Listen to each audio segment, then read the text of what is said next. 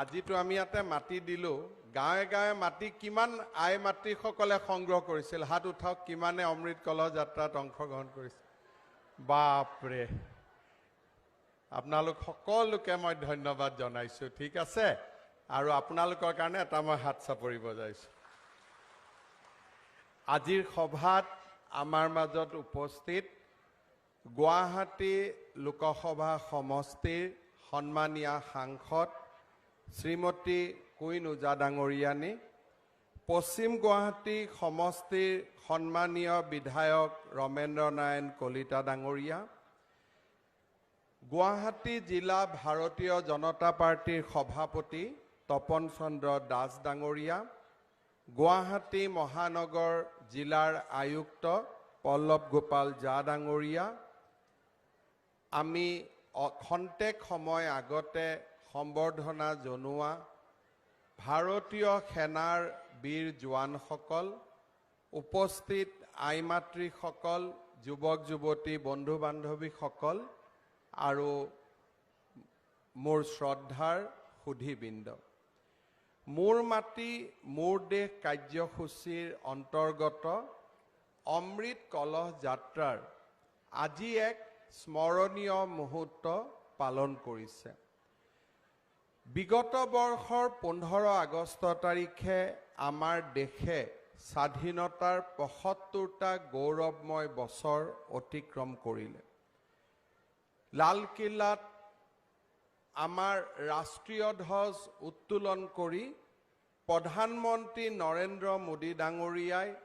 দাসত্বৰ মানসিকতাৰ পৰা অৰ্থাৎ পৰাধীন ভাৰতৰ যি এক মানসিকতা আছিলে সেই পৰাধীন মানসিকতাৰ পৰিৱৰ্তে এখন স্বাধীন ভাৰতবৰ্ষৰ স্বপ্ন ৰচিবলৈ যি ভাৰতবৰ্ষ 2047 চনৰ ভিতৰত এক বিশ্বৰ উন্নত ৰাষ্ট্ৰত পৰিণত হ'ব তেনে এক যাত্ৰা সম্পূৰ্ণ কৰিবলৈ আমাক আহ্বান জনাইছিলে অনাগত 25টা বছৰ প্ৰধানমন্ত্ৰী নৰেন্দ্ৰ মোদী ডাঙৰীয়াই আমাক অমৃত কাল পালন কৰিবলৈ আহ্বান জনাইছিল আমাৰ এই প্ৰতিজ্ঞাক আৰু অধিক শক্তিশালী কৰিবলৈ তেখেতে মোৰ মাটি মোৰ দেশ এই কাৰ্যসূচী পালনৰো আমাক আহ্বান জনাইছিল ভাৰতবৰ্ষৰ 125 কোটি জনসাধাৰণৰ প্ৰতিটো পৰিয়ালে অকণমান মাটি উপহাৰ দিব সেই মাটিৰে নতুন দিল্লীৰ নেশ্যনেল ৱাৰ মেমৰিয়েলৰ কাষত অমৃত উদ্যান নিৰ্মাণ হ'ব এয়া প্ৰধানমন্ত্ৰী নৰেন্দ্ৰ মোদী ডাঙৰীয়াৰ সংকল্প আছিল আজি কেৱল আমাৰ অসমতে নহয় যোৱা এমাহ সমগ্ৰ ভাৰতবৰ্ষতে মোৰ মাটি মোৰ দেশ এই কাৰ্যসূচীয়ে জনসাধাৰণৰ মাজত অভূতপূৰ্ব দেশপ্ৰেমৰ মানসিকতা গঢ়ি তুলিছে অসমত আমি এই কাৰ্যসূচী যোৱা 20 ছেপ্টেম্বৰৰ পৰা আৰম্ভ কৰিছিলোঁ আমি এই কাৰ্যসূচীৰ লগত দুটা দিশ সংযোজিত কৰিছিলোঁ যে গাঁৱৰ পৰা মাটি আনি পঞ্চায়তত সমবেত হ'ব আৰু পঞ্চায়তৰ পৰা এটা কলহ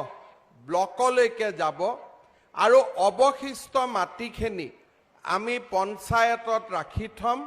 ভৱিষ্যতে পঞ্চায়ততো এখন বা এটা ভাল অনুষ্ঠান গঢ়ি তোলাৰ বাবে ঠিক সেই ধৰণে পঞ্চায়তৰ পৰা মাটি যেতিয়া ব্লকলৈ যাব ব্লকৰ পৰা দুটা কলহ গুৱাহাটীলৈ আহিব অৱশিষ্ট মাটিখিনি আমি থৈ দিম ভৱিষ্যতে ব্লক পৰ্যায়ত আমি এটা অনুষ্ঠান নিৰ্মাণ কৰাৰ বাবে গুৱাহাটীলৈ অহা মাটি আমি একোটাকৈ কলহ প্ৰত্যেকটো ব্লক আৰু পৌৰসভাৰ পৰা অহা একোটাকৈ কলহ আমি নতুন দিল্লীলৈ 28 তাৰিখে ৰাতিপুৱা পঠিয়াই দিম আনটো কলহ আমি গহপুৰলৈ লৈ যাম য'ত নেকি স্বাধীনতা সংগ্ৰামী শ্বহীদ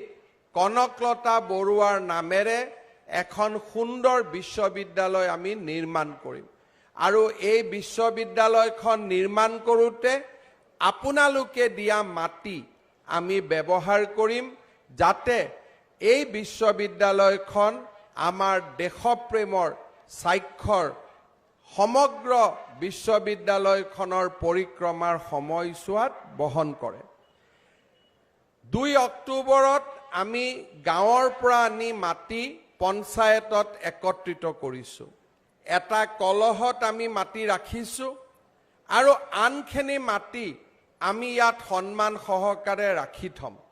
ৰমেন্দ্ৰনাৰায়ণ কলিতা ডাঙৰীয়াৰ লগত আলোচনা কৰি ধাৰাপুৰৰ যিকোনো এটা ৰাজহুৱা কামত এই অৱশিষ্ট মাটিখিনি আমি ব্যৱহাৰ কৰিম কুইন বাইদেউ আৰু ৰমেন কলিতা ডাঙৰীয়াই মোক পৰামৰ্শ দিব আমি ধাৰাপুৰত এই মাটিখিনিৰে এটা ভাল অনুষ্ঠান আমি নিৰ্মাণ কৰিম পৰৱৰ্তী সময়ত 8 তাৰিখে এই মাটি বা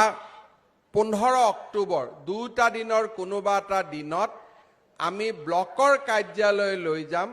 আৰু ব্লকতো আমি এনেকুৱা এটা অনুষ্ঠান আমি পালন কৰিম যাতে আমাৰ মাটিয়েদি ব্লকতো এটা ভাল অনুষ্ঠান পৰৱৰ্তী সময়ত নিৰ্মাণ হ'ব পাৰে অৰ্থাৎ মোৰ মাটি মোৰ দেশৰ জৰিয়তে নতুন দিল্লী পৰ্যন্ত পঞ্চায়তৰ পৰা নতুন দিল্লীলৈ আমাৰ দেশপ্ৰেমৰ মানসিকতাৰ জন্ম হ'ব আৰু সমান্তৰালভাৱে আমি আমাৰ এই মাটি আমি সুন্দৰভাৱে বিভিন্ন উন্নয়নমূলক কামত আমি ব্যৱহাৰ কৰিম